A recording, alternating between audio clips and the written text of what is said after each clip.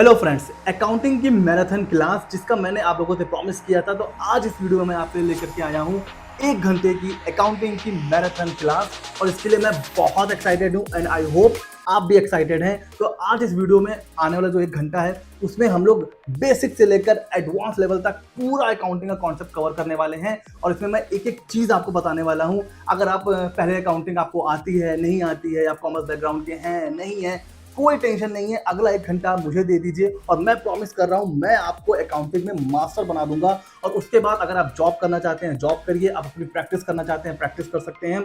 और इसमें हम लोग सब कुछ कवर करने वाले हैं। तो अगला 1 घंटा आप मुझे दे दीजिए और मैं आपको अकाउंटिंग का मास्टर बनने की गारंटी मैं आपको देता हूं। तो बिल्कुल भी टाइम वेस्ट नहीं करते हैं। एंड जैसा मैंने आप लोगों से वादा किया था, सभी को मिलने वाला है अकाउंटेंट का सर्टिफिकेट साइंड बाय मी, भाई चार्टर्ड अकाउंटेंट। तो आपको एक सीए का सिग्नेचर किया हुआ एक सर्टिफिकेट मिलने वाला है।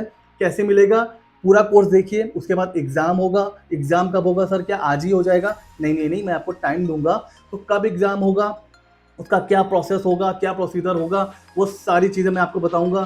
सर क्या कोई एग्जाम की फीस होगी? नहीं, बिल्कुल फ्री सर्टिफिकेट आप लोगों को मिलने वाला है। बस आपको क्या करना है, क्लास को ध्यान से देखना है। उन्हीं में से क्वेश्चंस आएंगे, उन फिर कुछ क्वेश्चंस होगा, उसका कुछ पासिंग क्राइटेरिया होगा। जो लोग भी उस एग्जाम में क्वालिफाई कर जाएंगे सभी को मिलने वाला है सर्टिफिकेट। तो बिल्कुल भी टाइम वेस्ट नहीं करते हैं, सीधे मैं आपको लेकर चल रहा हूँ क्लास की तरफ। आपको क्या करना है, एक पेन और एक नोटबुक लेके बैठना है। कोई इसमें नोट्स आपको नहीं मिलेगा। कई बार जो हमारा जीएसटी का कोर्स है, इनकम टैक्स का कोर्स है, उसके बाद मेरे पास मैसेज आते हैं सर नोट्स शेयर कर दीजिए।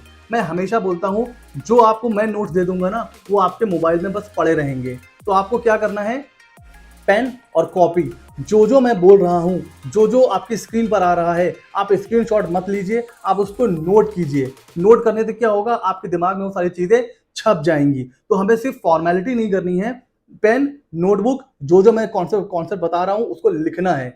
उसके बाद फिर एग्जाम होगा, सबको सर्टिफिकेट मिलेगा, बहुत मजा आने वाली है। तो बिल्कुल भी टाइम वेस्ट ना करते हुए सीधे स्टार्ट करते हैं अपनी अकाउंटेंट की जर्नी।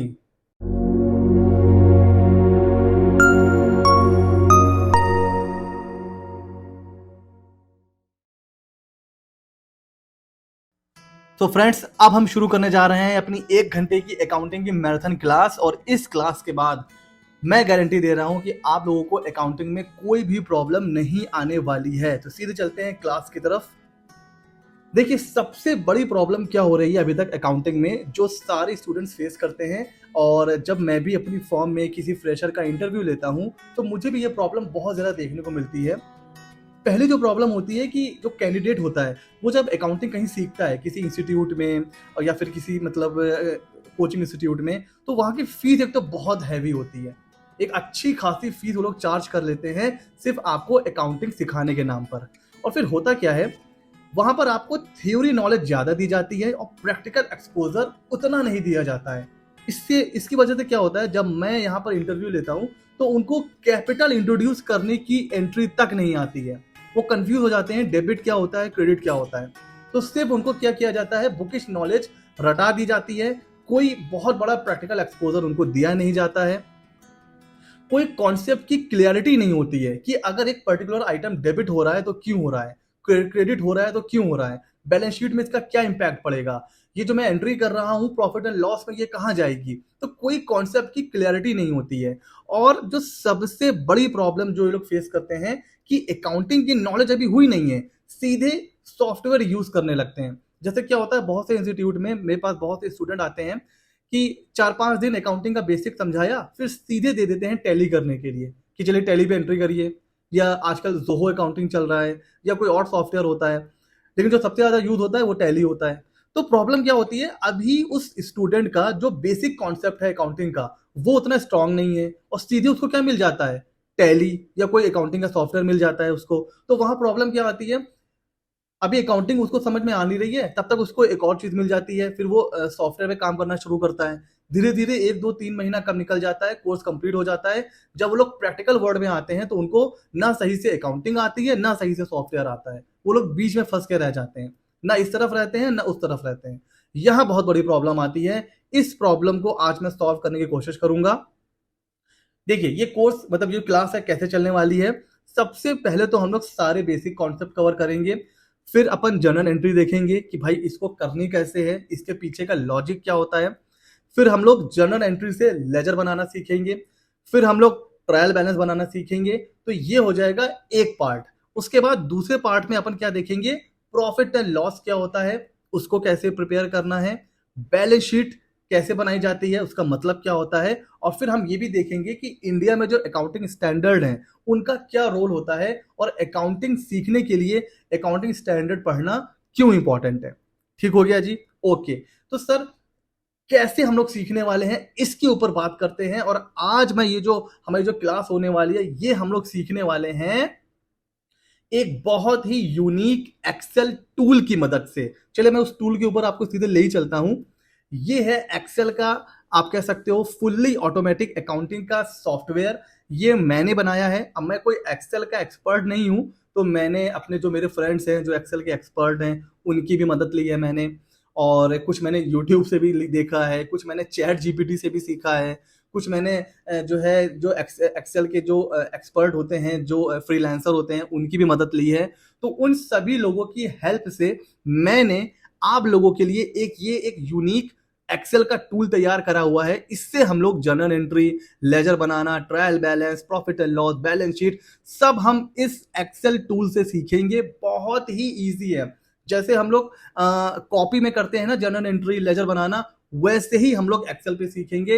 एंड इसके बाद आपके सारे के सारे कॉन्सेप्ट एकदम क्लियर हो जाएंगे।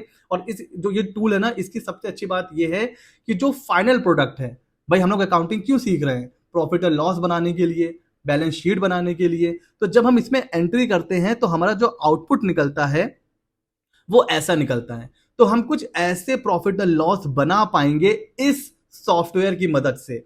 जी हाँ, ऐसी कुछ बैलेंस शीट हम बना पाएंगे इस सॉफ्टवेयर की मदद से। ठीक है, तो इसी एक्सेल टूल को यूज करके हम लोग जर्नल एंट्री करना भी सीखेंगे, हम लोग लेजर बनाना भी सीखेंगे, हम लोग इसी से ट्रायल बैलेंस भी सीखने वाले हैं, और प्रॉफिट एंड लॉस भी इसी से सीखने वाले हैं, एंड बैलेंस शीट भी इसी से सीखने वाले हैं। तो ये है ऑटोमेटिक एक्सेल का सॉफ्टवेयर। इसके बारे में भी आगे चल के हम लोग बात करेंगे। एंड एक और क्वेश्चन आपके मन में आ रहा होगा कि सर मैं तो कॉमर्स का स्टूडेंट नहीं हूं, मैं तो साइंस साइड का हूं, मैंने तो कभी कॉमर्स नहीं पढ़ी है। नो वरी, आज चाहे आप कॉमर्स स्टूडेंट हो चाहे ना हो, सभी के लिए ये वीडियो होने वाला है। इस वीडियो को आप बार बार देखिए, सारे कॉन्सेप्ट आपके क्लियर होने वाले हैं। तो आप बिल्कुल भी टाइम वेस्ट नहीं करते हैं और सीधे स्टार्ट करते हैं आज की अपनी ये प्यारी सी नॉलेजेबल जर्नी। सो फ्रेंड्स, अब हम शुरू करने जा रहे हैं अपनी अकाउंटिंग की जर्नी, अकाउंटिंग विद फन। बहुत ही फन तरीके से आज हम अकाउंटिंग के सारे कॉन्सेप्ट को यहाँ पर समझने वाले हैं। फ्रेंड्स, अगर मैं सबसे पहले आपसे एक सिंपल क्वेश्चन पूछ रहा हूं, forget about the rules regulations, क्या डेबिट क्या क्रेडिट, भूल जाइए। ये बताइए मेरे को, अकाउंटिंग सिंपली होता क्या है? जो भी आपको पता है एक आम लैंग्वेज में, क्या होता है अकाउंटिंग, क्यों की जाती है अकाउंटिंग? आप लोग कमेंट सेक्शन में मुझसे बता सकते हैं, और या फिर टेक्स्ट बॉक्स में भी मुझे आप उसका आंसर दे सकते हैं कि अकाउंटिंग होता क्या है। तो देखिए सिंपली अगर मैं इसका जवाब दूं, हर वो घटना जिसको पैसों में तोला जा सके, every transaction which can be measured in monetary terms. कोई भी इवेंट है आपके बिजनेस से रिलेटेड, अगर आप उसको पैसों में तोल सकें तो बस आप उसकी एंट्री कर सकते हैं, उसको रिकॉर्ड कर सकते हैं। और जो प्रोसेस होता है उस इवेंट को रिकॉर्ड करने का, उसको बोलते हैं अकाउंटिंग। तो बिजनेस में होने वाले हर वो इवेंट, हर वो घटना, हर वो ट्रांजैक्शन जिसको आप पैसों में तोल सकें, मॉनेटरी टर्म्स में जो है वो इवेल्युएट कर सकें, उनको जब हम रिकॉर्ड करते हैं तो उसको बोलते हैं अकाउंटिंग। अब चाहे वो इवेंट कितना ही इंपॉर्टेंट क्यों ना हो, अगर आप उसको मॉनेटरी टर्म्स में इवेल्युएट नहीं कर सकते हैं तो उसकी एंट्री भी आप नहीं कर पाएंगे। जैसे कोई प्रोप्राइटरशिप है, उसमें एक ही पर्सन होता है जो बिजनेस को चलाता है। अगर लेट सपोज उसकी डेथ हो जाती है तो बिजनेस बंद हो जाएगा, कोई और चलाने वाला नहीं है।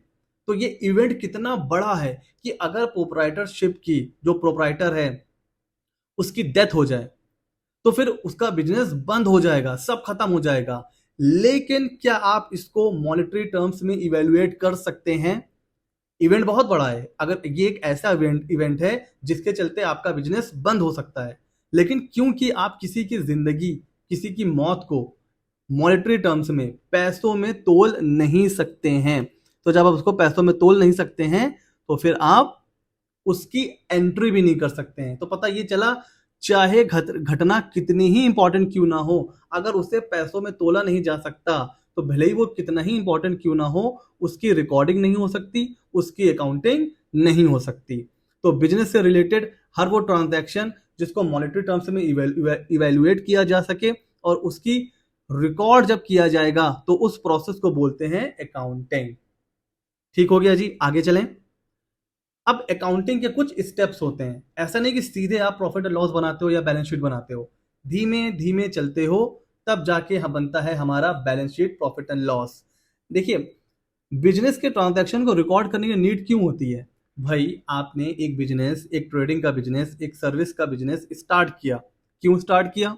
कि भाई आपको प्रॉफिट हो, है ना, आप चार पैसे कमाओ, वरना तो हर इंसान क्या करेगा, जॉब करेगा, वहां पे सैलरी मिलेगी।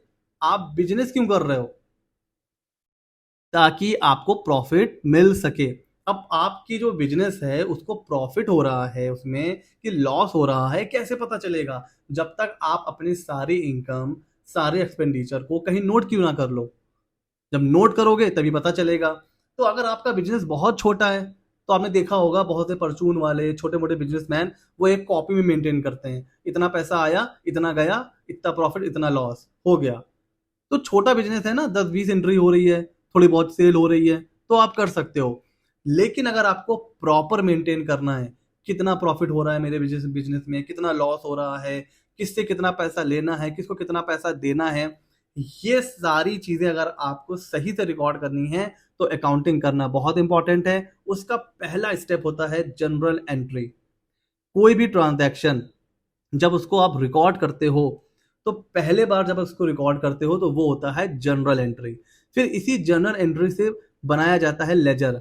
ये क्या होता है? जनरल एंट्री का ही एक समराइज्ड फॉर्म होता है, तो इसको क्या बोलेंगे? लेजर। फिर इसी लेजर से बनता है ट्रायल बैलेंस। जनरल एंट्री का समराइज्ड फॉर्म होता है लेजर, और लेजर की समरी होती है ट्रायल बैलेंस। और ट्रायल बैलेंस के बाद एक फाइनल स्टेप आ जाता है जिसमें हम बनाते हैं balance sheet and profit and loss account. बस हमें 1 2 3 4 ये चारों स्टेप अच्छे से सीखने हैं, बस हमें अकाउंटिंग करना आ जाएगा। और इसमें से भी सबसे इंपॉर्टेंट है जर्नल एंट्री, क्योंकि ये पहला स्टेप है। अगर आपका बेस ही गलत हो गया तो लेजर भी गलत, फिर ट्रायल बैलेंस भी गलत, फिर आपका जो भी balance sheet profit and loss है वो भी गलत।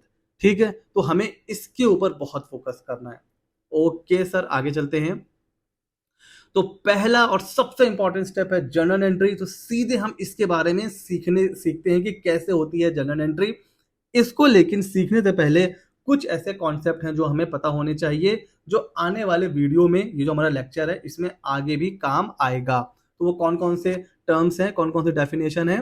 करंट एसेट, पहला है करंट एसेट। तो देखिए, हर वो एसेट जिससे आपको अभी नहीं तो आगे चल के पैसा मिलने वाला है, कुछ ना कुछ उससे पैसा मिलने वाला है। तो अगर विद इन 12 मंथ्स आपको किसी एसेट से पैसा मिलने वाला है, आपको पता है, तो वो आपकी हो जाती है करंट एसेट। और इसका जस्ट अपोजिट, अगर कोई ऐसी एसेट है जिससे आपको पैसा तो मिलेगा लेकिन 12 महीने के बाद, उसको बोलते हैं नॉन करंट एसेट। ठीक हो गया जी। सेम चीज लाइबिलिटी में आ जाएगा। लाइबिलिटी क्या होती है? हमें अगर किसी को पैसा पे करना है तो ये मेरे ऊपर एक तरीके की लाइबिलिटी है, आज नहीं तो कल पे करना है। तो अगर मुझे 12 महीने के अंदर पे करना है तो मैं उसको बोलूंगा ये मेरी करंट लाइबिलिटी है। और अगर मुझे पैसा तो पे करना है लेकिन 12 महीने के बाद पे करना है, उसको अपन बोलते हैं नॉन करंट लाइबिलिटीज। ठीक हो गया? कोई कंफ्यूजन? 12 महीने के अगर अंदर है करंट, ज्यादा है नॉन करंट। ठीक हो गया, आगे चलें। अगला आता है direct expense and indirect expense. अब देखिए, डायरेक्ट एक्सपेंस से क्या पता चल रहा है? वो सारे खर्चे जो आपकी सेल से डायरेक्टली रिलेटेड हैं। अब जैसे सेल से रिलेटेड क्या होते हैं? आपकी कोई मैन्युफैक्चरिंग की कंपनी है, आपने वहां पर लेबर लगा रखा है, तो लेबर का एक्सपेंस, वेजेस हो गई। और जो मशीन काम कर रहे हैं, उस मशीन को काम करने में कुछ बिजली लग रही है, इलेक्ट्रिसिटी बिल, वो आपका डायरेक्ट हो गया। आप जो है वो गुड्स को लाते ले जाते हो तो फ्रेट पे करते हो, वो डायरेक्ट हो गया। परचेज करते हो, वो डायरेक्ट हो गया। तो ये जितनी चीजें हैं जो आपके सेल से डायरेक्टली रिलेटेड हैं, वो होते हैं डायरेक्ट एक्सपेंस। इनडायरेक्ट एक्सपेंस वो होते हैं जो डायरेक्टली लिंक्ड नहीं होते हैं। जैसे मेरे ऑफिस है, मेरे ऑफिस में 3 बंदे काम कर रहे हैं कंप्यूटर पे, तो वो कंप्यूटर पे मेरा काम देखते हैं, टैक्सेशन का पार्ट, जीएसटी का पार्ट, मार्केटिंग, एडवर्टीजमेंट, उनको मैं सैलरी पे कर रहा हूँ। ये है इनडायरेक्ट एक्सपेंस। मेरे ऑफिस में एसी लगा हुआ है, वो है इनडायरेक्ट एक्सपेंस। मेरे ऑफिस में कुछ खराब हो गया, मैंने रिपेयर करवाया, इनडायरेक्ट एक्सपेंस। तो ये डायरेक्टली सेल से रिलेटेड नहीं है, ये बैक ऑफिस से रिलेटेड है। इसको बोलते हैं इनडायरेक्ट एक्सपेंस। समझ में आ रहा है? ठीक है, आगे चलें। तो अब ये वो कॉन्सेप्ट थे जो हमें जानना इंपॉर्टेंट थे, बिकॉज ये आने वाले जो भी लेक्चर हैं उनमें ये बहुत इंपॉर्टेंट होने वाला है। अब हम शुरू करते हैं। जर्नल एंट्री करते कैसे हैं, क्या डेबिट होता है, क्या क्रेडिट होता है, उसके बारे में बात करते हैं। तो आइए, अब जर्नल एंट्री करने से पहले बहुत फेमस, बहुत बेसिक रूल है, 3 गोल्डन रूल ऑफ अकाउंटिंग। हमेशा कोई भी ट्रांजैक्शन होगा तो 3 तरह के अकाउंट उनमें इन्वॉल्व होंगे, उसके अलावा कोई और अकाउंट इन्वॉल्व होगा ही नहीं। एक होगा आपका पर्सनल अकाउंट, दूसरा रियल अकाउंट और नॉमिनल अकाउंट। पर्सनल नाम से पता चल रहा है, जहां पर कोई इंडिविजुअल, कोई फर्म, कंपनी, एलएलपी ये इन्वॉल्व हैं किसी ट्रांजैक्शन में, तो वो हो जाएगा आपका पर्सनल अकाउंट। रियल क्या होगा? हर तरह की एसेट, जब जब किसी ट्रांजैक्शन में कोई एसेट इन्वॉल्व हो जाए तो उसको अपन बोलेंगे रियल अकाउंट। और नॉमिनल, कोई एक्सपेंस हो रहा है, कोई लॉस है, कोई इनकम है, कोई प्रॉफिट है, ये सब हमारे किस में फॉल करते हैं? नॉमिनल में।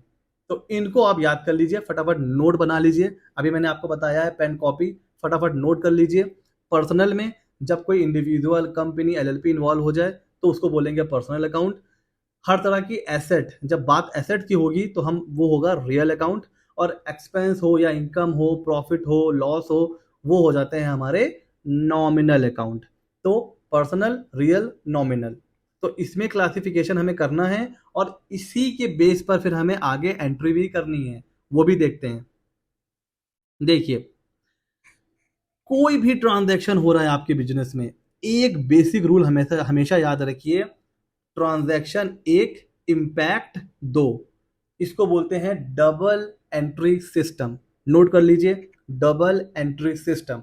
डबल एंट्री में क्या होता है कि एक ट्रांजैक्शन आपने सेल करी, एक ट्रांजैक्शन हो रहा है, इम्पैक्ट 2 जगह पड़ेगा, डेबिट और क्रेडिट। आपने सैलरी पे किया, एक ट्रांजैक्शन है, इम्पैक्ट 2 जगह पड़ेगा, डेबिट क्रेडिट। आपको कुछ पैसा मिला, इम्पैक्ट 2 जगह पड़ेगा, डेबिट क्रेडिट। तो कोई ट्रांजैक्शन भी हो रहा है आपके बिजनेस में, उसका इम्पैक्ट 2 जगह पड़ेगा, एक होगा डेबिट, एक होगा क्रेडिट। क्या डेबिट होगा, क्या क्रेडिट होगा, कब डेबिट होगा, कब क्रेडिट होगा, ये हमें सीखना है और इसी को बोलते हैं जनरल एंट्री। तो ट्रांजैक्शन एक, इम्पैक्ट 2, डेबिट, क्रेडिट। अब हम ये देखेंगे सर, कब करना है डेबिट, किसे करना है, क्यों करना है। ठीक हो गया? यहां तक सब चीजें समझ में आ रही हैं? आगे चलें। ठीक है सर। अब देखिए, जो अभी हमने एक बाइफर्केशन देखा था ना, पर्सनल अकाउंट किसे कहते हैं, रियल अकाउंट क्या होता है, नॉमिनल अकाउंट क्या होता है, वो हमने इसलिए देखा था बिकॉज क्या डेबिट करना है, क्या क्रेडिट करना है, वो उसी से रिलेटेड है। जैसे पर्सनल, अब पर्सनल में हमने क्या बात करी थी, इसमें इंडिविजुअल आ जाते हैं, कंपनी आ जाती है, एलएलपी आ जाती है। तो हमेशा याद रखिए, हमेशा पाने वाला होगा डेबिट, पाने वाला होगा डेबिट, पाने वाला डेबिट, इसको रट लीजिए, पाने वाला डेबिट। और जो पे कर रहा है, देने वाला क्रेडिट, देने वाला क्रेडिट, पाने वाला डेबिट, देने वाला क्रेडिट। ठीक हो गया जी? रियल में आ जाइए। रियल किससे रिलेटेड था? एसेट से रिलेटेड। तो आने वाली एसेट डेबिट, जाने वाली क्रेडिट। तो ऐसे याद रखेंगे, आने वाली डेबिट, जाने वाली क्रेडिट। उसी तरह नॉमिनल में आ जाइए, हर तरह के एक्सपेंस। अब आप अपने बिजनेस में कोई भी एक्सपेंस कर रहे हैं, सैलरी, इंटरनेट, रेंट का, depreciation, repair maintenance, travelling, wages, कोई भी एक्सपेंडिचर आप कर रहे हो, उसको आंख बंद करके क्या करना है? डेबिट। सारे खर्चे डेबिट। कुछ आपको इनकम हो रही है क्रेडिट, इनकम हो रही है क्रेडिट। ठीक हो गया जी। एक बार और रिवाइज करवा दूं, पाने वाला डेबिट, देने वाला क्रेडिट। एसेट आ रही है डेबिट, जा रही है क्रेडिट। एक्सपेंस हो रहा है डेबिट, इनकम हो रही है क्रेडिट। कोई प्रॉब्लम यहां तक? इसको रट लीजिए, लिख लीजिए, बिकॉज पूरी अकाउंटिंग इसके ऊपर ही डिपेंड है। ये अगर आपको समझ में आ गया तो अकाउंटिंग आपके लिए बिल्कुल हलवा है, हलवा। कुछ नहीं है अकाउंटिंग में, बस डेबिट क्रेडिट आपको आ गया, आंख बंद करके आप एक्सपर्ट बन गए। Okay sir. इसके अलावा देखिए, कुछ ऐसी चीजें हैं जिनका नेचर हमेशा फिक्स होता है, तो वो अपने नेचर के हिसाब से हमेशा या तो डेबिट होंगे या हमेशा क्रेडिट होंगे। जैसे कोई एसेट है ना, वो हमेशा डेबिट होगी। जब जब एसेट आएगी ना तो वो डेबिट होगी। तो एसेट हमेशा जहां दिख जाए तो डेबिट करना है आपको। लाइबिलिटीज, आपको किसी को कुछ पे करना है, उसका नेचर हमेशा क्रेडिट होता है, तो आपको क्या करना है? क्रेडिट। कैपिटल हमेशा क्रेडिट होगी। उसी तरह सेल हमेशा क्रेडिट और परचेज हमेशा डेबिट। तो ये इसका नेचर है। अच्छा, जब कभी इससे अपोजिट होगा तो नेचर भी बदल जाएगा। जैसे एसेट आ रही है तो डेबिट, अगर जाएगी तो क्रेडिट। लाइबिलिटी क्रेडिट है और लाइबिलिटी जब आप पे करोगे तो डेबिट हो जाएगा। कैपिटल, आप कैपिटल लेके आ रहे हो बिजनेस में तो हमेशा क्रेडिट, लेकिन अगर मान लीजिए आपने कैपिटल निकाल लिया तो अपोजिट हो गया ना, तो डेबिट। सेल हो रहा है तो क्रेडिट, सेल रिटर्न अगर हो गई तो डेबिट। परचेज आप कर रहे हो तो डेबिट, परचेज रिटर्न अगर हुआ तो क्रेडिट। ठीक है ना? इसको याद कर लीजिए, इसको अपने खून में उतार लीजिए। ये फिक्स नेचर है और इसके अपोजिट अगर होगा तो नेचर भी चेंज हो जाएगा। तो ये होते हैं फिक्स नेचर होता है, इसको याद रखिए। कहीं भी दिख जाएगा एंट्री में तो आपको इसके हिसाब से ही डेबिट या क्रेडिट करना है। ठीक हो गया? आगे चलें। ठीक है सर। अब देखिए, ये रूल मैंने अपनी तरफ से बनाया है ताकि आप लोग आसानी से समझ सकें जर्नल एंट्री को। अभी मैंने क्या बताया है कि ट्रांजैक्शन एक होता है, उसका इम्पैक्ट दो जगह पड़ता है, एक डेबिट एक क्रेडिट। तो हमें सिंप्लीफाई करने के लिए कहां पे ध्यान देना है? Always identify one side. एक साइड आप आइडेंटिफाई कर लीजिए, other side will automatically identified. आपको डेबिट पता चल गया, क्रेडिट अपने आप पता चल जाएगा। या अगर आपको क्रेडिट पता चल गया तो डेबिट पता चल जाएगा। तो अगर आपके सामने कोई ट्रांजैक्शन आता है तो आपको क्या आइडेंटिफाई करना है? आपको आइडेंटिफाई करना है कि इसमें डेबिट क्या होगा या क्रेडिट क्या होगा। तो जैसे ही एक साइड आपने आइडेंटिफाई कर लिया, अदर साइड आपको ऑटोमेटिक समझ में आ जाएगा। ठीक है? तो ये है जर्नल एंट्री का बेसिक। अब मेरे पास कई बार मैसेज आते हैं, सर मेरा रेस्टोरेंट का बिजनेस है, सर आप एक काम करिए रेस्टोरेंट अकाउंटिंग के बारे में समझा दीजिए। सर मेरा रेडीमेड गारमेंट का बिजनेस है, तो आप एक काम करिए रेडीमेड गारमेंट के बारे में समझा दीजिए। ऐसे नहीं होता है। जो अकाउंटिंग है ना, वो नेचर ऑफ बिजनेस के हिसाब से चेंज नहीं होती है। जो रूल है अकाउंटिंग का, जर्नल एंट्री का, लेजर का, ट्रायल बैलेंस का, वो चाहे आप रेडीमेड गारमेंट्स का बिजनेस है, चाहे आप ट्रेडर हैं, सर्विस प्रोवाइडर हैं, रेस्टोरेंट का बिजनेस है, मोबाइल बेच रहे हैं, कपड़ा बेच रहे हैं, बेसिक जर्नल एंट्री का जो कॉन्सेप्ट है वो सेम रहता है। तो आपको नेचर ऑफ बिजनेस के हिसाब से अकाउंटिंग नहीं सीखनी है, आपको बस अकाउंटिंग का बेसिक सीखना है और उसको आप कहीं पर भी अप्लाई करोगे तो आपको रिजल्ट मिल जाएगा। तो कभी भी इस तरह से बात मत किया करिए कि सर इस नेचर ऑफ बिजनेस के हिसाब से अकाउंटिंग बता दीजिए, क्योंकि अकाउंटिंग सबकी सेम होती है। ठीक हो गया जी? आगे चलें।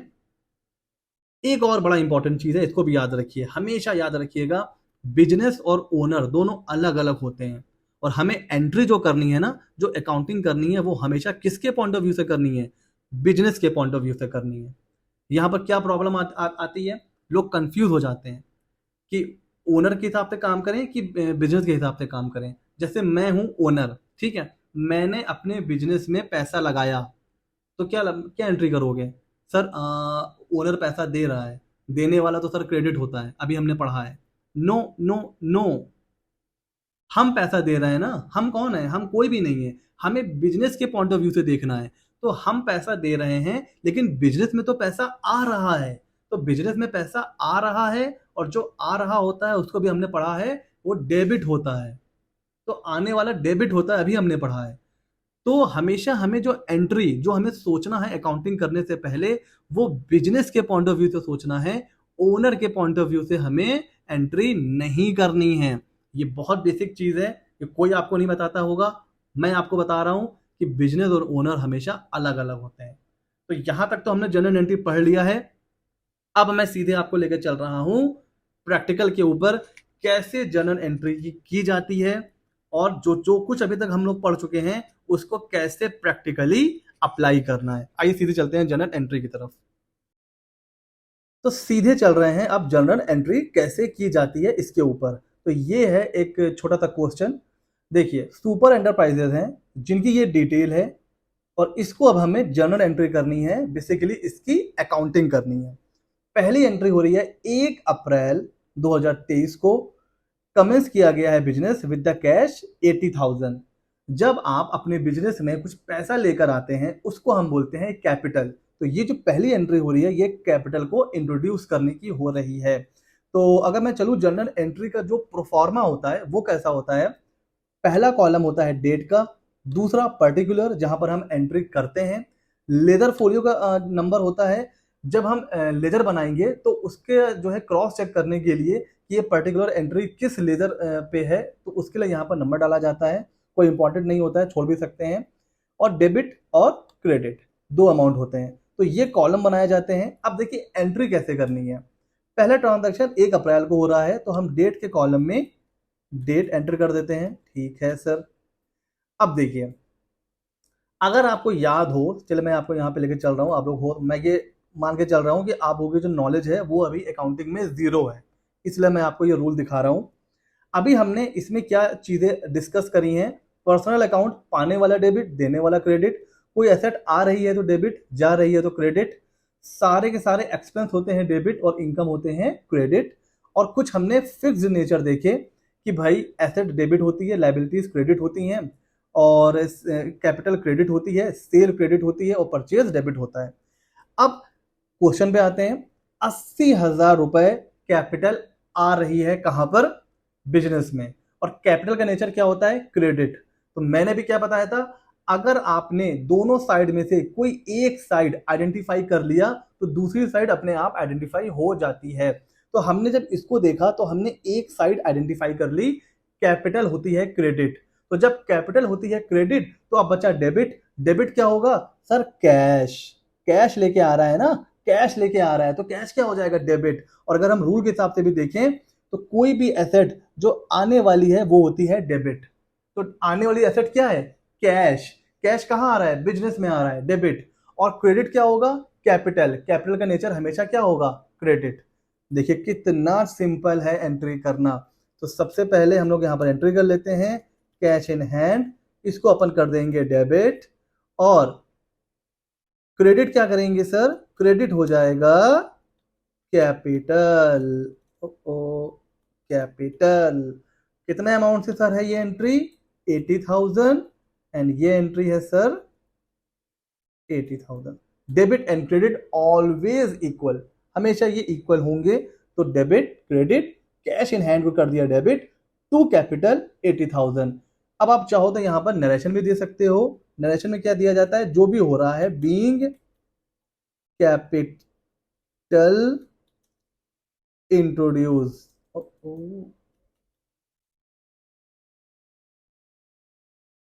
तो ये हो जाएगी आपका पहली एंट्री, कंप्लीट, खत्म। अब देखते हैं दूसरी ट्रांजैक्शन क्या है सर। दूसरा ट्रांजैक्शन है कि डिपॉजिट आप कर रहे हो, बैंक में पैसा डिपॉजिट कर रहे हो। अभी आप अपने बिजनेस में कैश लेकर के आए हो 80,000। इस 80,000 में से आप 40,000 आप बैंक में जमा कर रहे हो। पैसा बैंक में जा रहा है, आपके पास से निकल रहा है। तो अब देखिए दो साइड होती है, डेबिट क्रेडिट, दोनों में से कोई एक साइड आपको आइडेंटिफाई करनी है। तो आपके पास से पैसा जा रहा है, जाने वाली एसेट क्या होती है, क्रेडिट होती है। तो हमने एक साइड पता चल गई हमको, क्या, क्रेडिट। क्या होगा क्रेडिट, कैश। तो आइए सबसे पहले यहां लिख लीजिए, डेट है 3 अप्रैल। ठीक है सर। तो हमको एक चीज पता चल गया, क्रेडिट साइड पता चल गई, कैश इन हैंड। तो जब पैसा हम लेके आए तो हमने डेबिट किया, अब हम पैसा हमारे हाथ से जा रहा है, कहाँ जा रहा है, बैंक में जा रहा है। तो बस एक साइड हमने आइडेंटिफाई कर ली, क्रेडिट होगा कैश, तो डेबिट क्या हो जाएगा, कैश एट बैंक, ये हो जाएगा डेबिट। कितना इजी है सर, कितने अमाउंट का है, 40,000 का है। समझ में आ रहा है? पैसा मैं लेके आया था, मैंने डेबिट किया था, अब मैं पैसा बैंक में जमा कर रहा हूं, तो हमारे पास से पैसा जा रहा है, जाने वाला होता है क्रेडिट, तो कैश को कर दिया क्रेडिट, और कहाँ पैसा आ रहा है, बैंक में पैसा आ रहा है, तो बैंक हो जाएगा डेबिट। तो जब भी आप कैश जमा करेंगे बैंक में, तो बैंक डेबिट टू कैश हो जाएगा। कोई कंफ्यूजन? कोई कंफ्यूजन है तो आप मुझसे पूछ लीजिए, अभी कमेंट सेक्शन में मैं आपका रिप्लाई कर दूंगा। ठीक है सर। अगला क्या है, 7 अप्रैल 2023 को एंट्री हो रही है। अब आप देखिए, आपको क्या करना है, बीच बीच में वीडियो को पॉज करिए, और क्वेश्चन मैं आपसे पूछ रहा हूं, आप उसका जवाब मन में सोचिए और फिर वीडियो प्ले करिए। इससे आपको पता चल जाएगा कि जो आपने आंसर दिया है और जो हमारा आंसर है, क्या वो मैच कर रहा है। अगर मैच कर रहा है तो आप चीजें सीख रहे हो। अब देखिए, आपने गुड्स परचेज किया है, किसमें, कैश में। ध्यान से पढ़िएगा, आपने गुड्स परचेज करा और कैश दिया, कितने का, 5,000 का। हमने रूल में अभी क्या पढ़ा हुआ है, रूल में सर हमने पढ़ा हुआ है परचेज हमेशा क्या होता है, परचेज सर होता है डेबिट। तो एक साइड पता चल गई हमें, जैसे ही एक साइड पता चल जाती है वो आप लिख लीजिए। तो सर हमें पता चल गया है परचेज होगा डेबिट। ठीक है, कितने थे, 5,000 थे, तो एक साइड पता चल गई। अब दूसरी साइड क्या होगी, हम कैश में परचेज कर रहे हैं, यानी कि हमारे पास से क्या जाएगा, हमारे पास से कैश चला जाएगा। जाने वाला क्या होता है सर, जाने वाला होता है क्रेडिट, और कैश क्रेडिट हो जाएगा। समझ में आ रहा है कितना इजी है, कितना इजी तरीके से एंट्री हो रही है। इसको आपको ध्यान से समझना है। अगर आप एंट्री करना सीख गए तो बस फिर आप मास्टर बन गए हैं अकाउंटिंग के, क्योंकि इसी के बेस पर बनेगा अभी लेजर, उसी के बेस पर बनेगा ट्रायल बैलेंस, और फिर ट्रायल बैलेंस बन गया तो profit and loss and balance sheet बनाना कोई बड़ी बात नहीं है। ठीक है, ओके। तो ये हो गई परचेज की एंट्री। दूसरी एंट्री सर क्या है,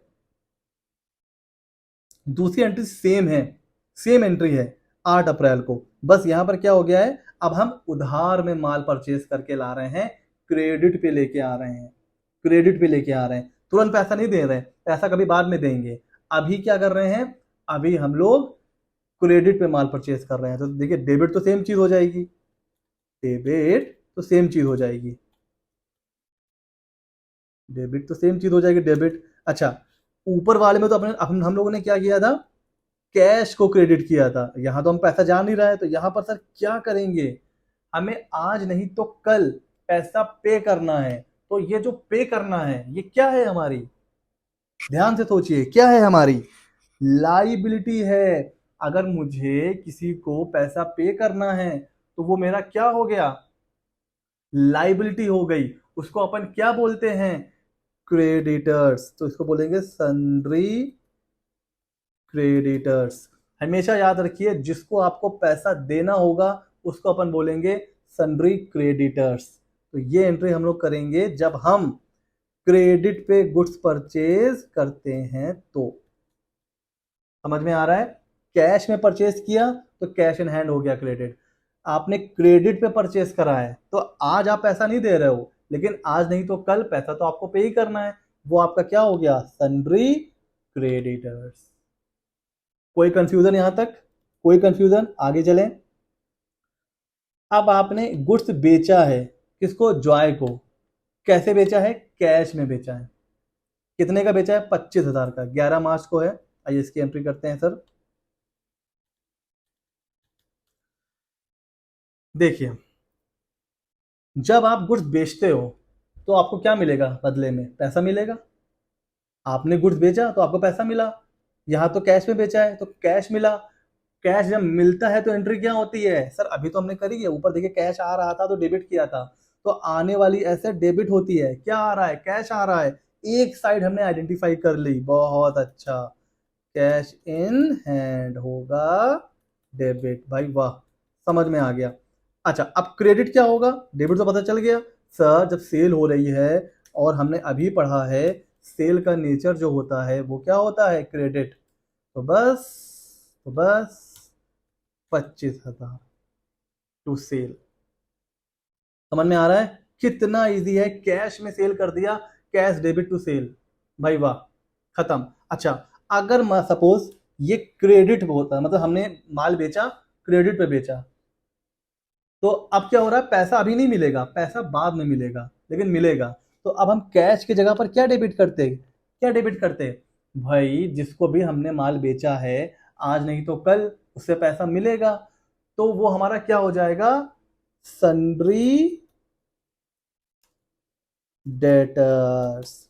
जिसको पैसा देना होता है उसको बोलेंगे क्रेडिटर्स, जिससे पैसा लेना होता है उसको क्या बोलते हैं, डेटर्स। ये भी एक कॉन्सेप्ट है, इसको याद कर लीजिए, कॉपी में लिख लीजिए। अगर आप गुड्स सेल कर रहे हो क्रेडिट पर, तो डेटर्स हो जाएगा डेबिट। कैश में किया था तो कैश हो गया डेबिट, है ना। यहाँ तो हम लोगों ने कैश में किया है। कोई कंफ्यूजन हो तो मुझसे पूछते चलिए, वैसे मैं ऐसे पढ़ा रहा हूं कि आपको कोई डाउट होना नहीं चाहिए। अच्छा सर, अगली एंट्री क्या है सर, अगली एंट्री है कि आपने सैलरी पे करा है, आपने सैलरी पे करा हुआ है, आपने सैलरी पे करा हुआ है। सैलरी सर आपका क्या है, सर सैलरी तो मेरा खर्चा है। सैलरी आपका खर्चा है, तो अभी आपने क्या पढ़ा है नॉमिनल अकाउंट में, सारे खर्चे डेबिट होते हैं। अरे वाह, ये तो एंट्री सबसे ज्यादा इजी है। 15 को आपने एंट्री करी है सैलरी। सैलरी अभी हमने पढ़ा है कि सैलरी खर्चा होता है और खर्चे होते हैं डेबिट। कितनी हमने सैलरी पे करी है, 5000। ओके, तो कैसे पे करी है, कैश में पे करी है, यस। तो बस कैश हमारे पास से जा रहा है और जाने वाली चीज हो जाती है क्रेडिट, 5000। कितना इजी है एंट्री करना, कोई कंफ्यूजन हो रहा है, समझ में आ रहा है। जितने भी खर्चे होंगे उसकी एंट्री ऐसे ही होगी।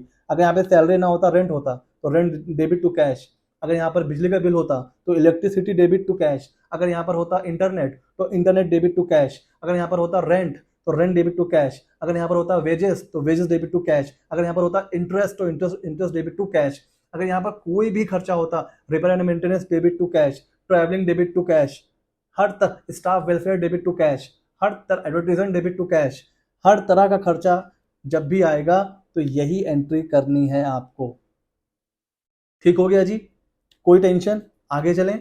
ओके, ओ हाँ, अब अगला कह रहा है paid by cheque for purchase made. अभी जो आपने ऊपर परचेज करी है ना सर, कौन सी परचेज, ये वाली परचेज, ये आपने कब परचेज करी थी, क्रेडिट पे। मैंने क्या बताया था, आज नहीं तो कल तो पैसा पे करना पड़ेगा। तो 8 को आपने परचेज करा है और आप 16 तारीख को पैसा पे कर रहे हैं, किससे, चेक से, चेक से। तो आपके पास से पैसा क्या जा रहा है, कैश जा रहा है, बैंक से पैसा जा रहा है। तो बैंक से जा रहा है पैसा, तो बैंक तो क्रेडिट हो जाएगा। और डेबिट सर क्या होगा, डेबिट हो जाएगा जिसको आपने क्रेडिट किया था। सर क्रेडिट किसको किसको किया था, इस एंट्री में आपने सन्ड्री क्रेडिटर्स को क्रेडिट किया था ना, इसको आप करोगे डेबिट, क्योंकि अब इसको पैसा मिल रहा है और पाने वाला होता है डेबिट। तो सन्ड्री क्रेडिटर्स हो जाएगा डेबिट।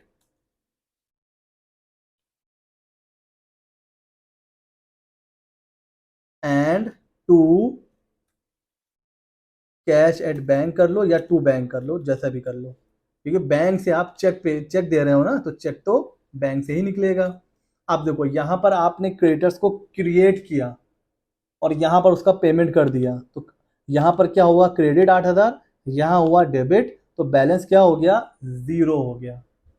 ये भी कॉन्सेप्ट होता है, डेबिट हुआ फिर क्रेडिट हुआ, सपोज 10,000 डेबिट हुआ, 10,000 क्रेडिट हुआ, तो क्या हो जाता है, बैलेंस 0। जैसे यहाँ पर सन्ड्री क्रेडिटर्स 8,000 से क्रेडिट हुआ, आपने उसको पैसा पे कर दिया, तो बैलेंस 0। कोई कंफ्यूजन, कोई दिक्कत, कोई परेशानी। अब देखिए अगली एंट्री है फर्नीचर को बाई करने की, इलेक्ट्रिसिटी चार्जेस पे करने की और रेंट पे करने की। अब मैं चाहता हूं कि आप लोग ये जो 3 एंट्रीज हैं इसको आप लोग खुद से करिए, वीडियो पॉज करिए और वर्ड पर आपके पास ऐसा फॉर्मेट बना लीजिए। वर्ड पर नहीं है, कॉपी है, तो कॉपी में ऐसा फॉर्मेट बना लीजिए आप लोग। और ये जो बाकी बची हुई 3 एंट्री हैं, फर्नीचर परचेज करने की, इलेक्ट्रिसिटी चार्जेस पे करने की और चेक, रेंट जो आपने पे करा है, मतलब रेंट क्या है, खर्चा है ना, वो आप पे कर रहे हो बैंक से, तो इन तीनों की एंट्री आप करके दिखाइए, वीडियो पॉज करिए, एंट्री करिए। तब तक हम लोग चल रहे हैं आगे। जनरल एंट्री के बाद अब बारी आती है लेजर की। लेजर कुछ भी नहीं होता है, ये बस समराइजेशन होता है किसका? जनरल एंट्री का। सर क्या मतलब इसका? जनरल एंट्री का समरी फॉर्म देखिए, अभी हमने यहाँ पर एंट्री करी है ना। अगर मैं आपसे पूछूं, सिंपली ये आपके सामने डेटा है, अब अगर मैं आपसे पूछूं, आप मुझे फटाफट बताइए कि कैश कितना बचा है मेरे पास। सपोज मैं आपको अपनी जनरल एंट्री देता हूं और आपको मुझे बताना है कि मेरे ऊपर मेरे पास कितना कैश बचा है। तो देखिए आप कैसे बताओगे? भाई 80,000 आया था, फिर आपने 40 यहाँ पर दे दिया, बचा 40, फिर 5 यहाँ दे दिया, बचा 35, फिर यहाँ पर फिर 25 आ गया, 35 और 25 हो गया 60, और फिर यहाँ पे 5 आपने दे दिया, बचा 55, और कहीं कुछ भी नहीं है तो 55,000 बचा। तो आप मुझे ऐसे जोड़ के बताओगे ना। ये तो अभी 4-5 एंट्री हैं। सपोज अगर 4,000 एंट्री हैं, तब आप मुझे कैसे बताओगे कितना कैश बचा? आपको अगर मैं जर्नल एंट्री दे दूं और मैं अगर आपसे क्लोजिंग बैलेंस पूछ लूं कैश का या बैंक का या परचेस का या क्रेडिटर्स का, किसी का भी मैं आपसे क्लोजिंग बैलेंस पूछूं, तो सिर्फ जर्नल एंट्री से बताने में आपको महीनों लग जाएंगे। इसी प्रॉब्लम को सॉल्व करने के लिए लेजर बनाया जाता है। लेजर कैसे बनाया जाता है? ये हर अकाउंट का एक सेपरेट रिकॉर्ड मेंटेन किया जाता है। Contains information at one place, अलग अलग इंफॉर्मेशन, जैसे जनरल एंट्री में अलग अलग डेट पे अलग अलग एंट्री होती है, उन सारी इंफॉर्मेशन को उठा के एक प्लेस पर लाया जाता है। जितने भी अकाउंट डेबिट और क्रेडिट हुए हैं उनका अलग अलग लेजर बनाया जाता है, अकाउंट अकाउंट वाइज, जिसमें सारे डेबिट और क्रेडिट की एंट्रीज होती हैं, कब कब डेबिट हो रहा है, कब कब क्रेडिट हो रहा है। और इसका सबसे पहला जो स्टेप होता है, आपको जितने भी अकाउंट डेबिट और क्रेडिट हुए हैं, जैसे ये है जनरल एंट्री, अब आप देखो कौन कौन से अकाउंट डेबिट क्रेडिट हुए हैं, सबका लेजर आपको बनाना है। जैसे यहाँ कैश डेबिट हुआ है, कैश का बनाना है, कैपिटल का बनाना है, बैंक का बनाना है। कैश का हम लोग बना चुके हैं, यहाँ परचेज का भी बनेगा। अच्छा, क्रेडिटर्स का भी बनेगा, सेल का बनेगा, सैलरी का बनेगा। जितने भी अकाउंट डेबिट क्रेडिट हो रहे हैं सबका आपको अलग अलग अलग लेजर बनाना है। क्यों बनाना है सर? क्लोजिंग बैलेंस जानने के लिए, फाइंड आउट करने के लिए कि मेरे पास महीने के एंड में या ईयर एंड पे कितना पैसा बचा है, कितनों को पैसा देना है, कितनों से पैसा लेना है। ये अगर मुझे बैलेंस चाहिए तो मुझे लेजर बनाना पड़ेगा, क्योंकि जर्नल एंट्री से प्लस माइनस करते करते महीनों निकल जाएंगे। तो ये लेजर कैसे बनाया जाता है, इसको अब अपन देखते हैं, और इसको अब मैं आपको सीधे लेके चल रहा हूं अपने इस सॉफ्टवेयर के ऊपर, बिकॉज हम इसी के थ्रू अपन देखेंगे कि कैसे लेजर बनाया जाता है। इसी के थ्रू हम देखेंगे ट्रायल बैलेंस, और इसी के थ्रू हम देखेंगे profit and loss and balance sheet. तो सीधे मैं आपको लेके चल रहा हूं। पहले तो मुझे यहाँ पे एंट्री करनी पड़ेगी। क्वेश्चन कहाँ गया? ये रहा क्वेश्चन।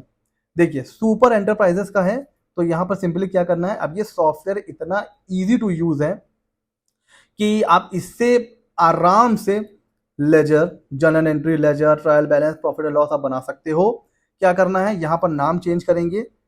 यहाँ पर है सुपर एंटरप्राइजेस, सुपर एंटरप्राइजेस। अब ये नाम ऑटोमेटिक हर जगह चेंज हो चुका होगा, प्रॉफिट एंड लॉस तक चेंज हो चुका है।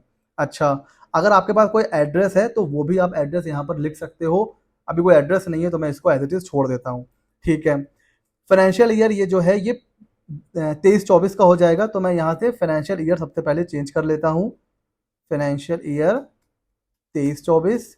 अच्छा, बिजनेस टाइप क्या है? ये है प्रोप्राइटरशिप, तो यहाँ पर मैं प्रोप्राइटर डाल देता हूँ। अगर कंपनी होती कंपनी, फर्म होती तो फर्म। जीएसटी नंबर अगर आपको पता है तो जीएसटी नंबर भी आप डाल सकते हो, और इंडियन करेंसी में।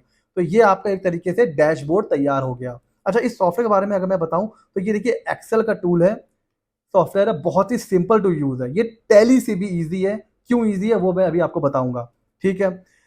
अच्छा, ये किसके लिए सूटेबल है? अगर आप अकाउंटिंग करना चाहते हैं किसी स्मॉल या मिड साइज बिजनेस के लिए, तो आपको किसी बड़े सॉफ्टवेयर को लेने की नीड नहीं है। आप इस सॉफ्टवेयर का यूज करके भी स्मॉल और मिड साइज बिजनेस की अकाउंटिंग बहुत आराम से कर सकते हैं। तो अब जैसे क्या होता है, टैली वगैरह भाई 8,000, 10,000, 15,000 इतने महंगे आते हैं, है ना। और कई बार ऐसा होता है कि बड़े क्लाइंट्स हैं भी नहीं, फिर भी हमें मजबूरी में लेना पड़ जाता है। तो उनके लिए ये सॉफ्टवेयर बहुत अच्छा है, स्मॉल और मीडियम साइज बिजनेस के लिए। ठीक है सर। अच्छा, स्टूडेंट्स भी इसका यूज कर सकते हैं बेसिक और एडवांस कॉन्सेप्ट ऑफ अकाउंटिंग को सीखने के लिए, मतलब ये लर्निंग के लिए भी आप यूज कर सकते हो, अर्निंग के लिए भी यूज कर सकते हो। अकाउंटिंग करके आप पैसे भी कमा सकते हो, और अगर आप अभी सीख रहे हो अकाउंटिंग तो उसके लिए भी आप इसको यूज कर सकते हो। स्टूडेंट्स के लिए भी ये बहुत ज्यादा बेनिफिशियल है।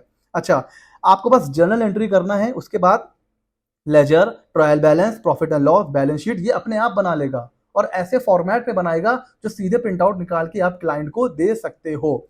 हाँ, लेकिन इसके लिए आपके पास एमएस ऑफिस लेटेस्ट होना चाहिए, 2019 या उसके बाद का वर्जन। हो सकता है कुछ इसके ऐसे फॉर्मूला हैं जो ना वर्क करें अर्लियर वर्जन पे। ऐसा नहीं है कि जो इससे पहले का एमएस ऑफिस है उस पर चलेगा नहीं, चलेगा उस पर भी, बट हो सकता है कुछ फॉर्मूला वहां पर काम ना करें। तो ये बेटर होगा कि अगर आपके पास एमएस ऑफिस 2019 या उसके बाद का हो, तो नहीं हो तो आप गूगल से भी डाउनलोड कर सकते हो, ये कोई बड़ी बात नहीं है। और हाँ, इसमें हम अनलिमिटेड क्लाइंट्स को बना सकते हो। करना ही क्या है, ये एक्सेल की फाइल है, कॉपी पेस्ट करते रहिए, जितने भी आपके क्लाइंट हैं 10, 20, 15, 100 सबका अलग अलग मेंटेन करिए, कोई टेंशन नहीं है। वैलिडिटी क्या है, लाइफ टाइम है, इसमें कुछ आपको पे नहीं करना है, ये लाइफ टाइम वैलिडिटी है इसमें। ठीक है, तो अब मैं जरा टाइम नहीं लूंगा, सीधे मैं चल रहा हूं जर्नल एंट्री के लिए। करनी कैसे है जर्नल एंट्री, ये देखिए। इसी को ले लेते हैं, अभी हमने इसको वर्ड पे मैंने आपको कॉपी भी करके दिखाया है, अब सॉफ्टवेयर में करके दिखाता हूं। 1 अप्रैल को एंट्री हो रही है, तो रेफरेंस के लिए यहां पर एक नंबर लिखिए, और डेट हमें यहां पर देना है 1 अप्रैल 2023। ठीक है। अच्छा, टैली में आपको क्या करना पड़ता है, आपको अलग अलग हेड बनाने पड़ते हैं अलग अलग लेजर क्रिएट करना पड़ता है, उसके अलग अलग हेड होते हैं। यहां पर मैंने सारे के सारे हेड ऑलरेडी बना रखे हैं, आपको क्या करना है, बस डाउनलोड करना है और काम शुरू कर देना है। करंट असेट में करंट असेट की सारी चीजें, नॉन करंट असेट में नॉन करंट असेट की सारी चीजें, current liabilities, non current liabilities, income, capital, खर्चे। तो एक नॉर्मल बिजनेस में जितने भी खर्चे होते हैं वो यहां पर मैंने लिख दिए हैं। अगर आपको कुछ चेंज करना है तो आप चार्ट ऑफ अकाउंट में जाके, अब जैसे आपके ऊपर रेंट एप्लीकेबल नहीं है, रेंट के अलावा कुछ और एप्लीकेबल है, तो आप यहां पर उसको चेंज कर सकते हो। ठीक है, तो इसमें आपको जरा कोई टेंशन नहीं लेनी है, सारे हेड बने हुए हैं, सारे खर्चे बने हुए हैं, बस क्या करना है, सीधे जर्नल एंट्री आपको स्टार्ट करनी है। यहां से डैशबोर्ड पे जाइए, जर्नल एंट्री पे जाइए। पहली एंट्री हमने देखा था, कैपिटल इंट्रोड्यूस की थी, तो क्या कर रहे थे हम, डेबिट हमने क्या किया था, cash in hand. Cash in hand को डेबिट कर लीजिए सर। कितने से करना है सर, 80,000 से। हो गया जी। क्रेडिट क्या करना है सर, क्रेडिट हमें करना है कैपिटल, तो नीचे आते जाइए, तो यहां पर आपको कैपिटल का हेड मिल जाएगा, कैपिटल, और क्रेडिट में आ जाइए 80,000। और यहां पर हम लिख सकते हैं नरेशन बीइंग कैपिटल इंट्रोड्यूस्ड। ये एक एंट्री हमारी हो गई है। ठीक है, अगली एंट्री देख लेते हैं। अगली एंट्री थी, हमने वही पैसा कैश में जो हमने इंट्रोड्यूस किया था, बैंक में डिपॉजिट किया है। ठीक है ना, तो अगली एंट्री भी हम लोग यहां पे कर लेते हैं। 3 अप्रैल को एंट्री कर देंगे।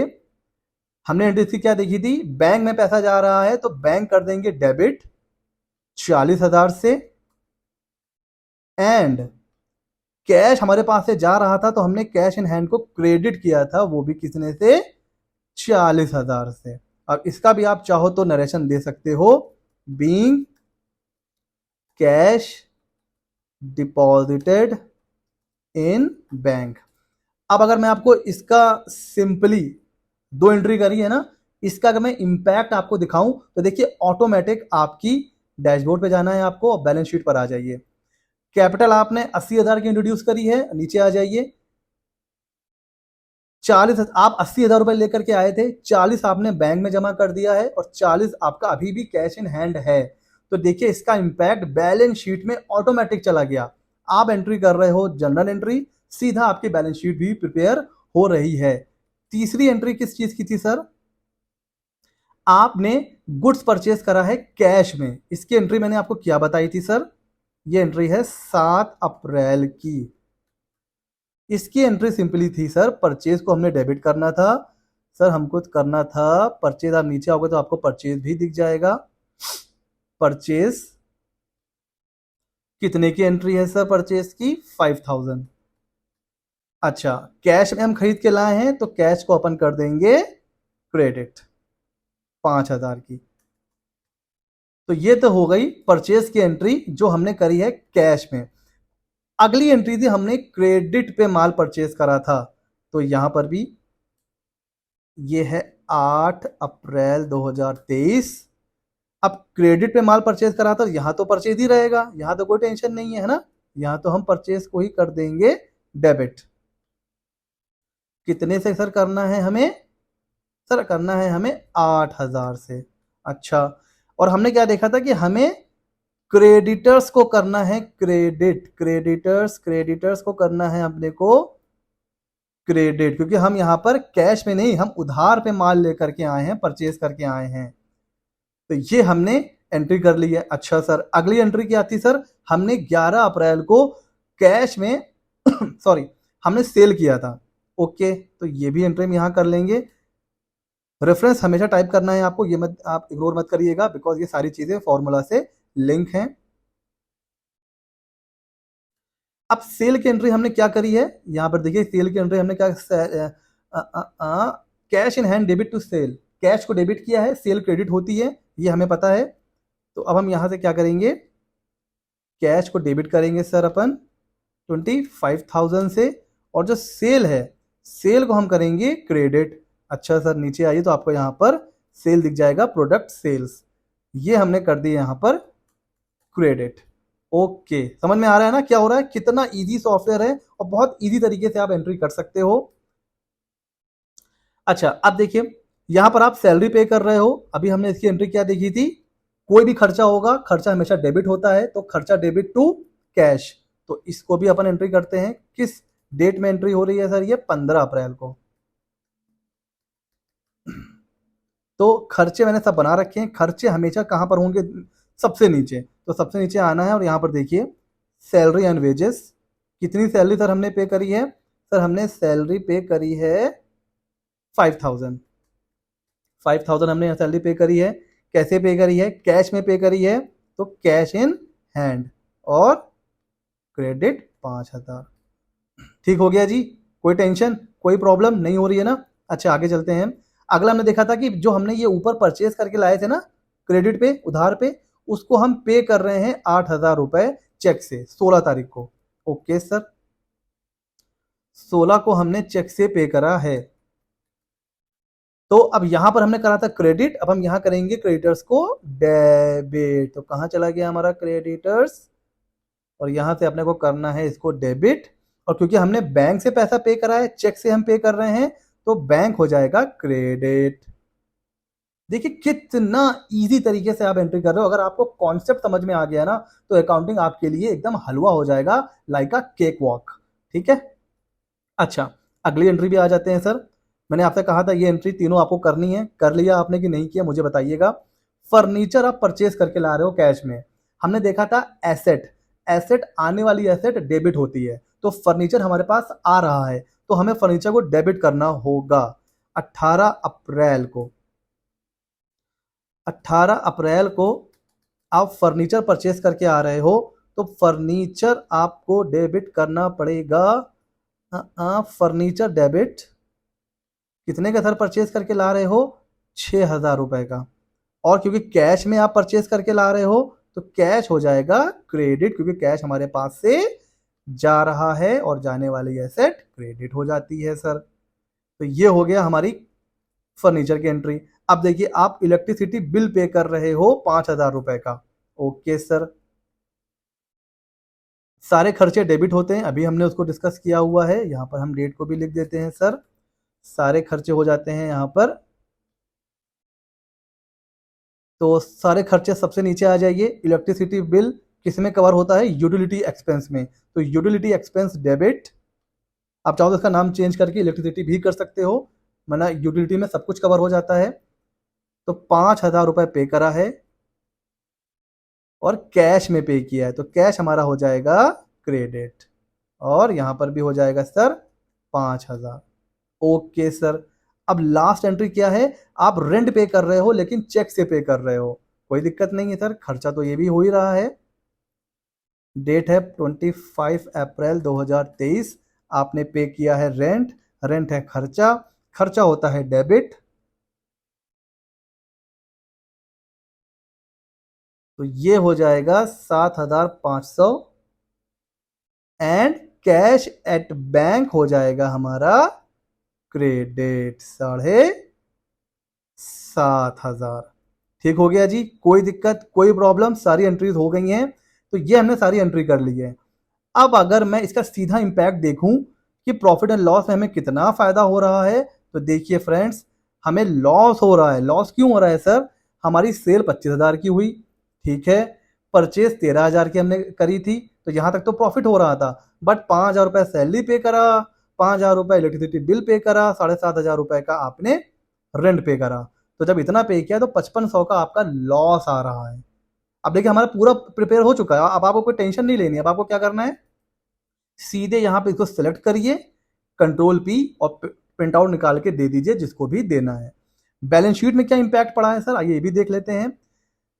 कैपिटल हम 80,000 के लेके आए थे, प्रॉफिट एंड लॉस में देखिए लॉस 5500 का था। लॉस हमेशा क्या होगा, हमारा ड्राइंग जो कैपिटल होता है उसमें से लेस होता है, ठीक है सर।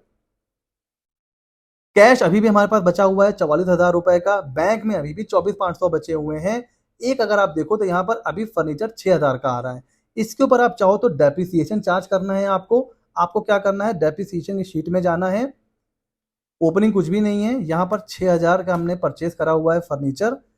इसने डेप्रिसिएशन कैलकुलेट कर दिया है, 600 रुपए का डेप्रिसिएशन, 10% लग गया साल भर का।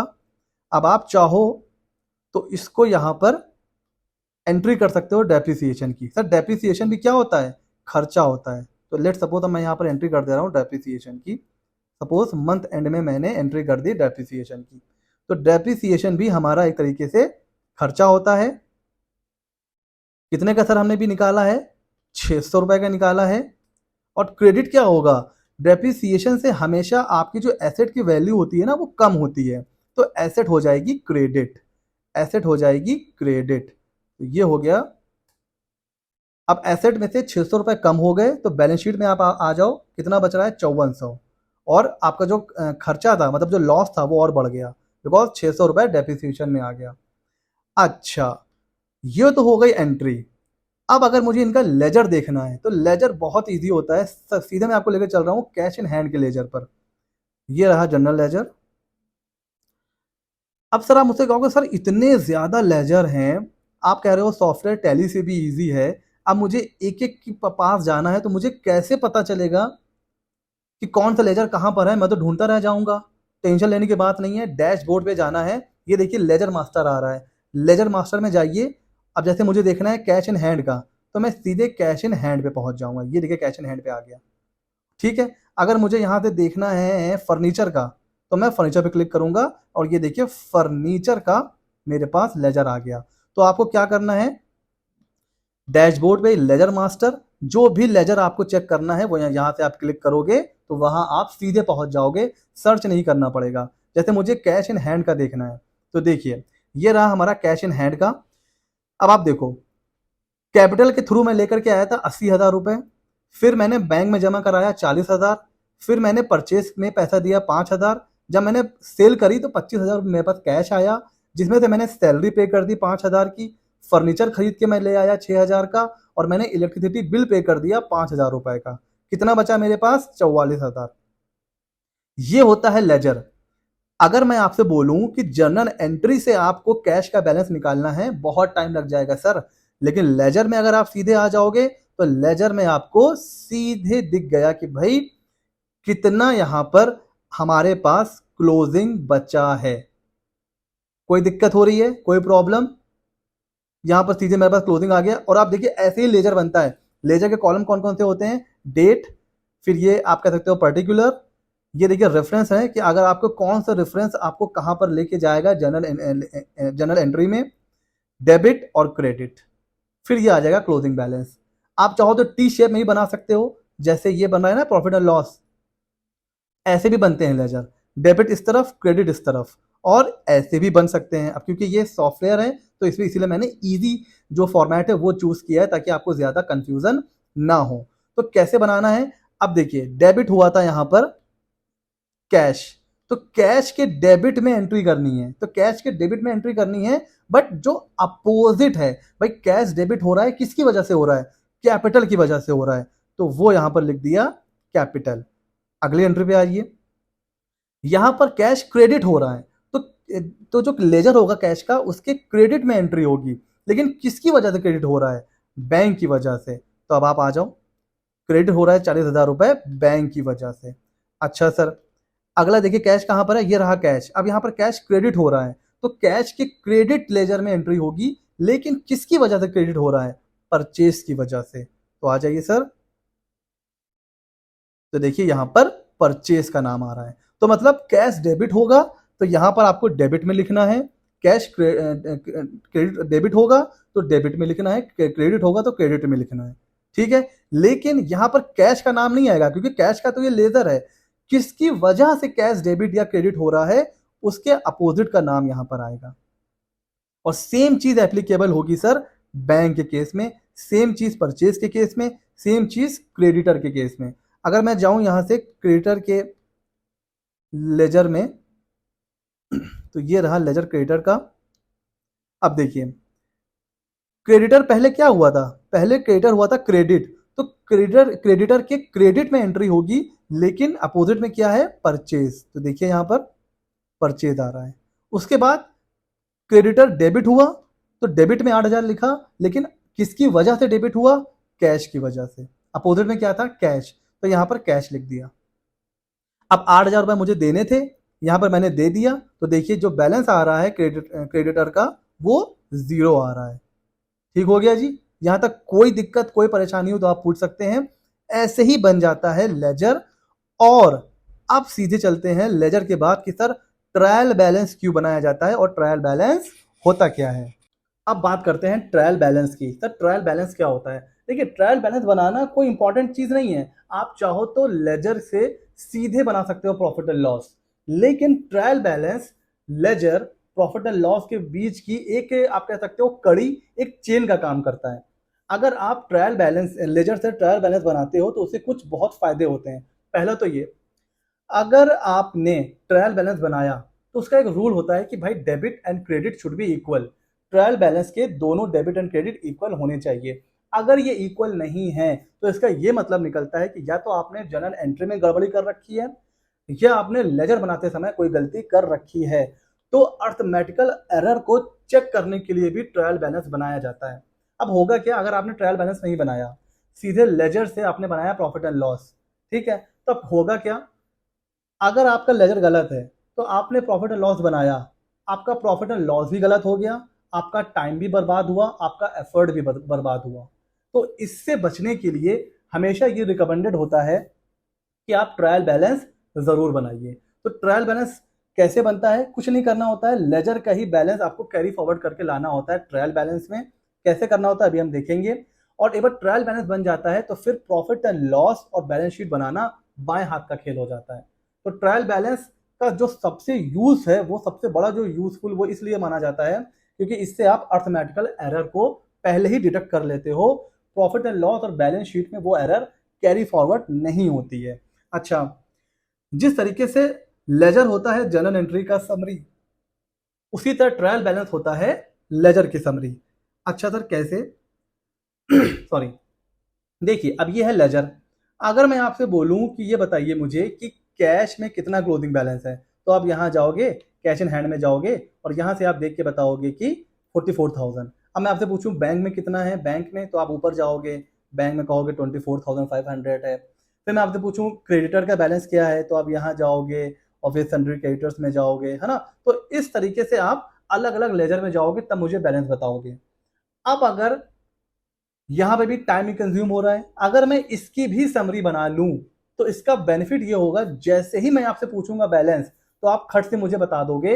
यानी कि मतलब ये निकल रहा है, सारे बैलेंस को एक पेज पर नोट करने का नाम है ट्रायल बैलेंस। फिर से रिपीट कर दूं, सारे क्लोजिंग बैलेंस को एक पेज पर नोट करने का नाम है ट्रायल बैलेंस। ये अलग अलग लेजर बनाएं, अलग अलग लेजर बनाने के बाद हमें क्लोजिंग बैलेंस मिला। उस क्लोजिंग बैलेंस को हम एक पेज पर नोट करेंगे तो कुछ ऐसा बनेगा हमारा सुपर एंटरप्राइजेस का ट्रायल बैलेंस। तो देखिए, बैंक कितना बचा है मेरे पास? 24,500। अगर मैं आपसे खुद यही पूछूं कि बताइए कैश कितना बचा हुआ है, तो आप मुझे बताओगे 44,000, फर्नीचर का 5,400, सारे के सारे बैलेंसेस कैपिटल 80, ठीक है सर, सेल 25,000, परचेज 13,000, सैलरी 5,000, और ये देखिए बैलेंस भी बराबर आ रहा है।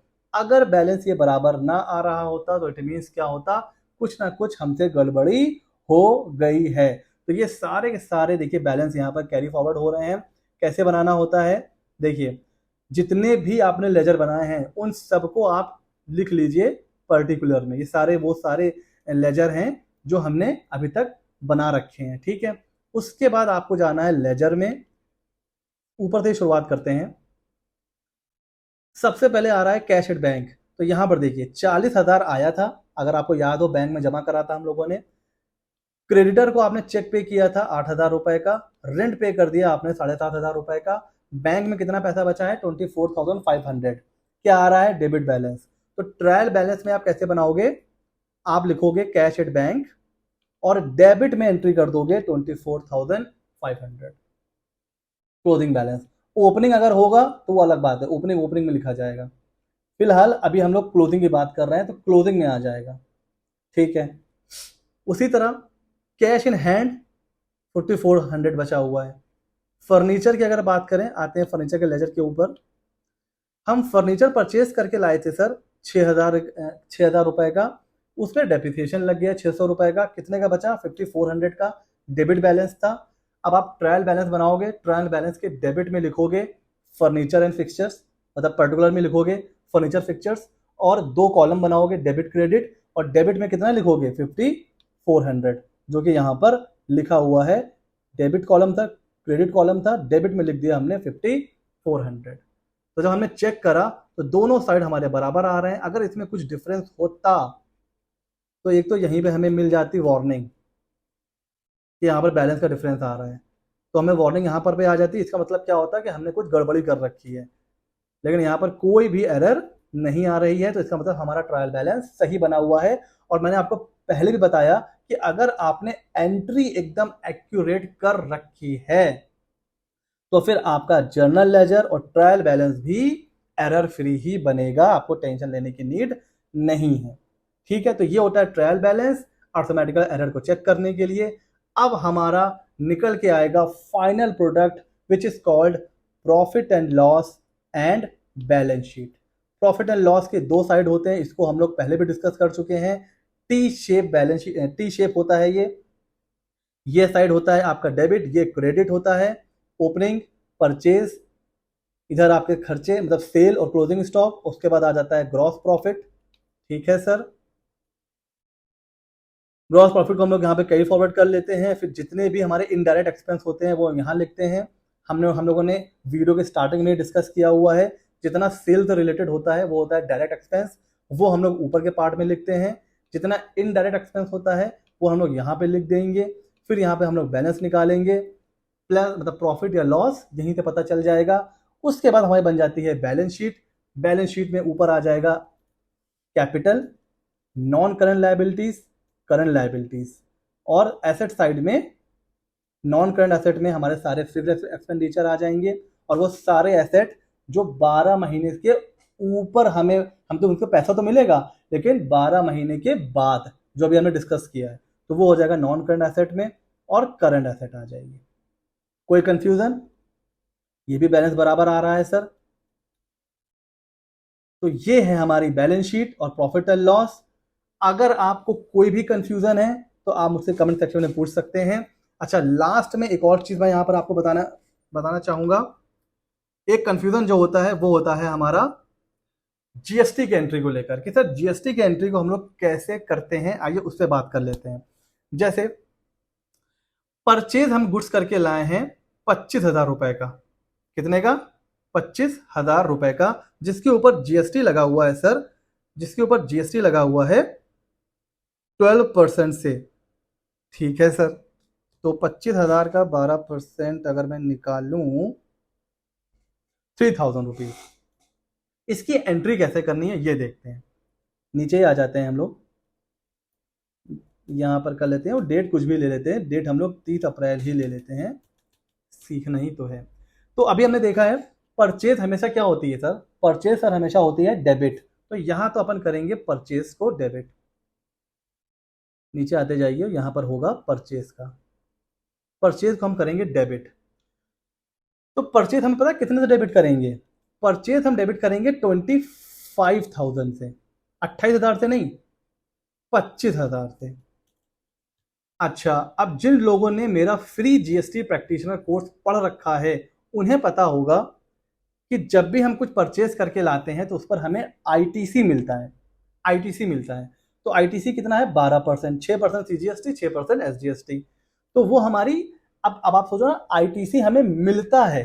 अब आप अपने दिमाग में सोचो इसका नेचर क्या है, ये एसेट है कि लाइबिलिटी है? ये हमें आईटीसी मिलता है, तो ये हमारी एसेट हुई। तो अब हम जीएसटी रिसीवेबल में बनाएंगे डेबिट, इसको भी डेबिट ही करना है क्योंकि हमारी एसेट है। सारी एसेट क्या होती हैं? डेबिट होती हैं। 3,000। और हमने कैश में परचेज करा है तो कैश इन हैंड को हम लोग कर देंगे क्या? क्रेडिट। तो ये हमारी एंट्री हो गई जब हम परचेज करके लाते हैं जीएसटी का माल। अगर मैं इसका इंपैक्ट आपको बताऊं तो प्रॉफिट एंड लॉस में तो देखिए परचेज हमारी बढ़ गई, 38,000 हो गई, ठीक है ना।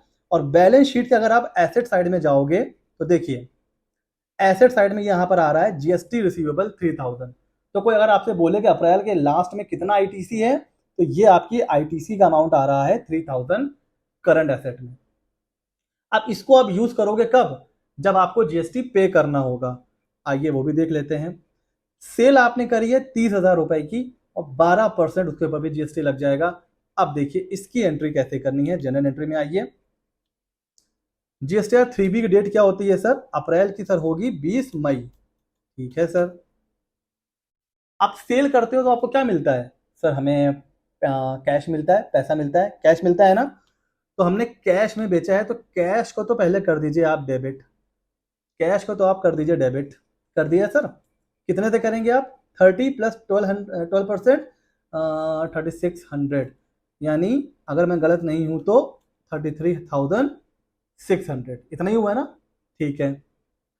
अच्छा, क्रेडिट क्या करेंगे सर? सर क्रेडिट करेंगे सेल, क्योंकि हम सेल कर रहे हैं। अभी हमने देखा है कि सेल हमेशा होती है क्रेडिट, तो यहाँ पे हमने सेल को कर दिया क्रेडिट। कितने से करेंगे सर? 30,000 से। और हमें पता है कि सेल पर हमें जीएसटी पे करना होता है। पेबल, पेबल करना क्या होता है? लाइबिलिटी होती है सर हमारी। तो हम यहाँ पर जीएसटी पेबल को करेंगे क्रेडिट। जीएसटी पेबल को कितना आ जाएगा सर? 3600। तो दोनों साइड बराबर हो गई ना, इधर भी 33,600, इधर भी 33,600। तो ये तो हो गई सेल की एंट्री। अब हमें आईटीसी को एडजस्ट करना है। अब मुझे बताइए 3600 आपको पे करना है, 3,000 रुपए आपके पास आईटीसी है। जेब से कितना पे करना पड़ेगा आपको? जेब से कितना पे करना पड़ेगा आपको? बैलेंस शीट में आइए। आईटीसी 3,000 का है, पेबल 3600 का है। इट मीन्स 600 रुपए आपको अपनी जेब से पे करना है। आ जाइए सर लेजर में। एडजस्टमेंट की एंट्री कैसे करेंगे? आइए सर। 20 मई को ही हमें 3B फाइल करना होता है सर। सबसे पहले अपन करेंगे क्या? डेबिट क्या करेंगे? जीएसटी पेबल, क्योंकि हमें जीएसटी पे करना है। तो आ जाइए, कहाँ गया sir GST payable? GST payable कितने से तक करेंगे एंट्री? 3600 पूरा पे करना होता है। जेब से कितना पे करना है? अभी हमने देखा है बैंक से हम पे, जेब से हमें पे करना है सिर्फ 600 रुपए। तो बाकी के 3,000 कैसे पे करेंगे सर? बाकी के 3,000 हम आईटीसी से पे करेंगे। जीएसटी रिसीवेबल 3,000 खत्म हो गया जी। अब आइए बैलेंस शीट पर। आईटीसी भी यहां से खत्म हो गया, जीएसटी पेबल भी यहां से खत्म हो गया। प्रॉफिट एंड लॉस में आइए सर। अब आप देखिए यहाँ पर सेल 55,000 की, अब थोड़ा सा हमारा लॉस भी कम हो गया। बैलेंस शीट में आइए, बैलेंस शीट हमारी बराबर आ रही है। ट्रायल बैलेंस में आइए, ट्रायल बैलेंस भी बराबर आ रहा है। जनरल लेजर में आइए। समझ में आ रहा है ना जीएसटी की एंट्री कैसे करनी है? हमने परचेज करा, हमारी आईटीसी, हमारी एसेट क्रिएट हो गई, जीएसटी रिसीवेबल। हमने सेल करा, जीएसटी पेबल क्रिएट हो गया, जीएसटी पेबल। और फिर हमने उसको कर दिया एडजस्ट। तो यहां पर ये है, अगर आपको अकाउंटिंग के बेसिक कॉन्सेप्ट क्लियर हो गए ना सर, तो फिर आपको कोई बीट नहीं कर पाएगा। आपके सामने चाहे कितनी ही कॉम्प्लिकेटेड एंट्री आ जाए, आप कर ले जाओगे। आपको बस ध्यान किसके ऊपर देना है सर? आपको सर ध्यान देना है बस इन कॉन्सेप्ट के ऊपर, बस इसके ऊपर आपको ध्यान देना है और इसको आपको रट लेना है। अगर आपने इसको अच्छे से सीख लिया तो आपको अकाउंटिंग में कोई भी बीट नहीं कर पाएगा। सर ये सॉफ्टवेयर हमें कैसे मिलेगा, क्या रहेगा, आइए इसके बारे में बात कर लेते हैं। अब बात करते हैं सॉफ्टवेयर की। तो इस सॉफ्टवेयर का नाम मैंने रखा है ब्लिंक अकाउंटिंग, क्योंकि इससे आप बस आंख ब्लिंक करोगे और आपकी अकाउंटिंग हो जाएगी, इसलिए मैंने इसका नाम रखा है ब्लिंक अकाउंटिंग।